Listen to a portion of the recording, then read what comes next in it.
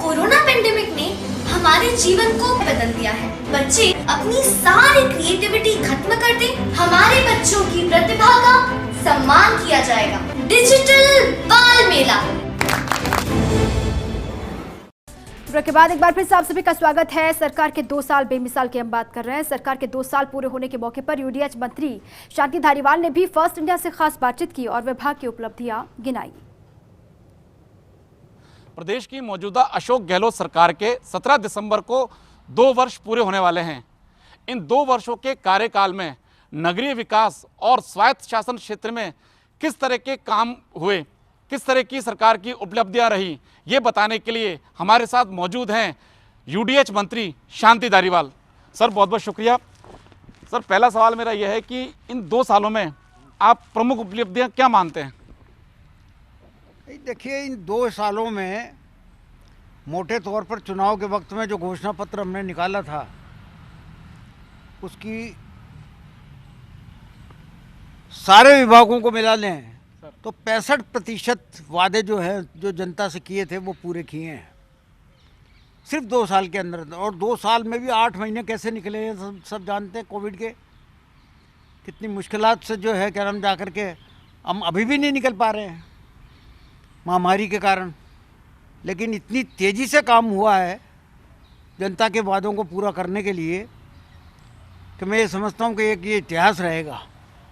जहाँ तक यूडीएच का सवाल है तो यूडीएच में तो हमने टोटल परिवर्तन किया है। टोटल नियम बदल दिए, बिल्डिंग बायलॉज बदल दिए, रियल इस्टेट को किसी तरीके से उठाने के लिए क्या क्या प्रयास होते हैं सारे के सारे हमने तय कर दिए। इससे निश्चित तौर पर जो है आज रियल इस्टेट में कुछ जान आई है। धीरे धीरे धीरे धीरे धीरे रियल इस्टेट उठेगा।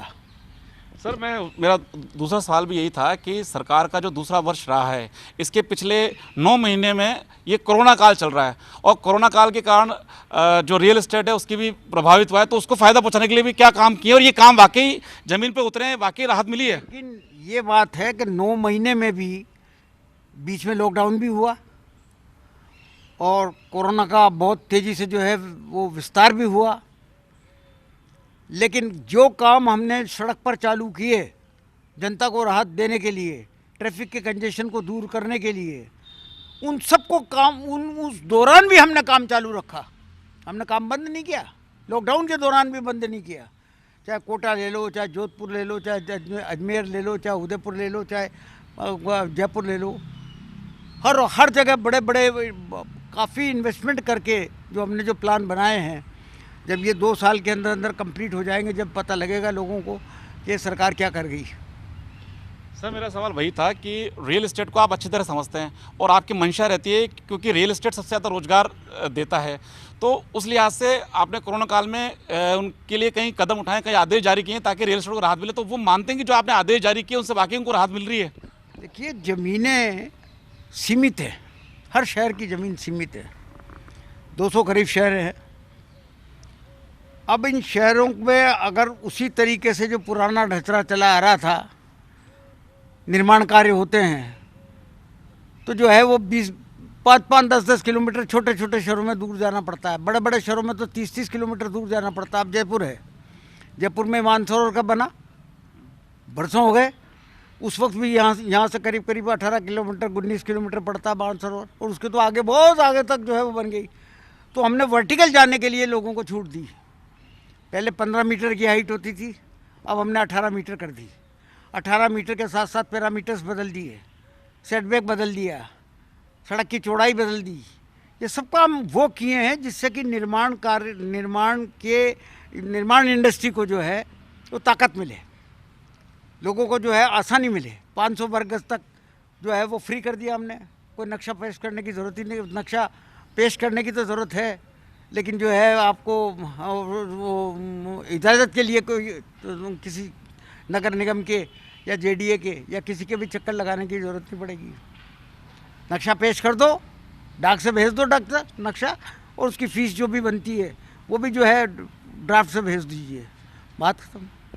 सर कितनी बड़ी राहत मिली। कॉलोनियों के नियमन के लिए भी सर आपकी तरफ से जो भी बाधाएं थी उनको दूर किया गया, उनके आदेश जारी किए गए, लेकिन निकाय स्तर पर काम नहीं हो रहा। भाई निकायों स्तर पे कुछ कन्फ्यूज़न है क्योंकि हाईकोर्ट के जो फैसले हैं उससे जो है लोग बाग सहमे हुए हैं।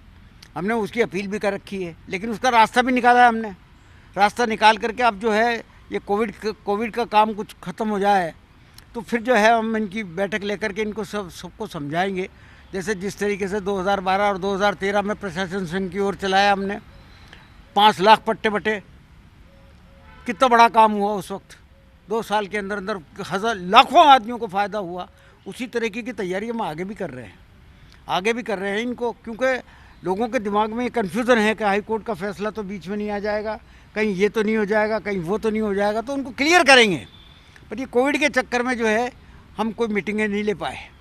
तो सर शहर की जनता ये उम्मीद करे कि इस बार भी प्रशासन शहरों के संग अभियान चलेगा? बिल्कुल चलेगा, निश्चित तौर पर चलाएंगे, पूरे जोर शोर से चलाएंगे और लोगों को राहत देंगे, बिल्कुल राहत देंगे। सर टेंटेटिव डेट कब जो से? हाँ भाई देखिए, कोर्ट की जो गाइडलाइन है उसके अंदर अंदर काम करेंगे, अंदर काम करके लोगों को राहत देंगे। जैसे सरकारी ज़मीन है, किसी ने मकान बना लिया, आज 40 साल से पुराना मकान बना हुआ, पिछली बार भी हमने उसको रेगुलाइज किया, इस बार भी रेगुलाइज करेंगे, लेकिन कुछ दाम लेकर के करेंगे ताकि वो बेचना हो गया एक तरह से। रेगुलाइज कैसे नहीं हुआ कि साहब फ्री में उसको रेगुलाइज कर दिया, ऐसा नहीं हुआ। तो कुछ न कुछ बना रहे हैं उस तरीके का, इस तरीके की जो है कि नीति बनाई जा रही है जिससे लोगों को ज़्यादा से ज़्यादा फ़ायदा हो। सर पिछले बीजेपी सरकार में कई प्रोजेक्ट शुरू किए गए थे, जैसे अगर राजधानी की बात करें तो द्रव्यवती नदी योजना, सोडाला एलिवेटेड रोड और झोटवाड़ा एलिवेटेड रोड, लेकिन आपने इसके प्रयास भी किए, लेकिन अभी भी ये लेट लतीफ़ी की शिकार हैं। भाई हम तो हमारा तो दुर्भाग्य रहता है। हमारे जब 5 साल होते हैं तो 5 साल में जो काम हम शुरू करते हैं, जिनका शिलान्यास जो है किया जाता है, उसका लोकार्पण भी हम ही करके जाते हैं। कोई काम बकाया नहीं रखते। एक काम बता दो किसी भी सिटी का जो हमारे पिछली गवर्नमेंट के टाइम पर हमने चालू किया हो और वो काम ख़त्म नहीं हुआ हो। लेकिन ये दुर्भाग्य हमारा रहता है कि चाहे पहले वाली गवर्नमेंट बनी हो, 2003 से लेकर के 2008 तक की जो गवर्नमेंट थी भारतीय जनता पार्टी की, उन्होंने भी कई काम छोड़ दिए, हमारे माथे आए। खासाकोटी का फ्लाईओवर ही ले लो आप, कई चीज़ें ले लो, वो सब हमने ही पूरी करी बाद में जा कर के। और इसी तरीके से अभी ये द्रव्यवती नदी, ये आपका सोडाला ले लो, सोडाला फ्लाईओवर ले लो, उसको वो झोटवाड़ा वाला ले लो। तो इनके ये डिफेक्टिव डिज़ाइंस हैं, डिफेक्टिव डिज़ाइंस की वजह से हमें तकलीफ़ आ रही है। जो कंसेशनर है, जो ठेकेदार है, वो कुछ और कहता है और डिज़ाइन कुछ और कहती है। सर पिछली बार आपके कार्यकाल में जयपुर मेट्रो परियोजना बड़ी द्रुत गति से चली थी, लेकिन इस बार 2 साल होने को आए, शहर की जनता, जयपुर की जनता कब ये उम्मीद करे कि सेकंड फेज का काम मौके पे शुरू हो जाएगा? देखिए, सेकंड फेज का काम शुरू करने के लिए हमारे साथ कई परेशानियां हैं। वित्तीय परेशानी सबसे ज़्यादा है, ना भारत सरकार की तरफ से कोई मदद मिलती है, तो बड़ी दिक्कत है। लेकिन फिर भी हम उस पर प्लान कर रहे हैं। हमारे जो है अलाइनमेंट वगैरह सब करीब कंप्लीशन पे है, होगा, चालू करेंगे और बना के रहेंगे। सर आपने वित्तीय समस्या की बात की, वित्तीय समस्या जो निकाय आर्थिक संकट से जूझ रहे हैं उसके लिए आपने नीलामी के नियम को काफ़ी सरल किया ताकि आसानी से ज़मीन बिक सके निकायों की, लेकिन अब ये कोरोना काल आ गया, 9 महीने इसमें चले गए, तो क्या मानते हैं कोई इसके अलावा कोई रोड मैप है सरकार के पास ताकि निकायों के? 50 सालों से हम एक बात देख रहे हैं कि नगरीय निकाय कोई ज़मीन को ऑक्शन करती है तो 25% पैसा तो उसी वक्त रखवा लिया जाता है और बाकी 1 महीने के अंदर 75% उसको देना पड़ता है। हमने सब आसान कर दिया, 15% उस वक्त दो और फिर साल भर की किस्तें कर लो, किस्तें करके अपना पैसा चुका दो। हर चीज़ को आसान किया है, हर चीज़ को आसान किया है। आरक्षित दर जो थी उसको भी कम किया है, रिजर्व प्राइस को कम करके जो है लोगों को राहत दिया है। और आज नतीजा यही है कि जो जेडीए, जयपुर को ले लो आप, जयपुर को ले लो, जोधपुर को ले लो, कोटा को ले लो, कहीं को किसी भी शहर को ले लो आप, तो ऑक्शन होने लग गए, पैसा आने लग गया। आज जेडीए की आर्थिक स्थिति जो है मजबूत हो गई। 400 करोड़ रुपया आज भी हमारे पास पड़ा हुआ वैसा का वैसा। और उम्मीद करते हैं कि कम से कम भी 2000 करोड़ रुपया जो है ये जनवरी फरवरी में और हमारे पास आएगा यहाँ पर, ऐसी उम्मीद करते हैं। जो 20-20 साल पुराने केसेस थे, चाहे लोहा मंडी को ले लो, ट्रांसपोर्ट नगर को ले लो, सेंट्रल स्पाइन को ले लो, इन सबको सुलझा रहे हैं हम, सबको सुलझा रहे हैं। ये 200 फुट की पट्टी, ये आपका जवाहर सर्किल का गोल मार्केट वगैरह वगैरह, इन सबको ठीक सबको चालू, सारी योजनाएं जिनको जो क्रियान्वित नहीं हो पाई उनको जो है सबको जो है वो रेगुलाइज करेंगे। सर, ट्रांसपोर्ट नगर में तो रेट का बड़ा इशू है। एक गुट तो कह रहा है कि 1111 में हम तैयार से कम। आपसी विवाद है। वो एक गुट कहता है कि 6,000-7,000 रुपया स्क्वायर मीटर ले लो, दूसरा गुट कहता है कि नहीं हम तो वही 1111 देंगे। तो ये संभव है क्या? कब तक समस्या?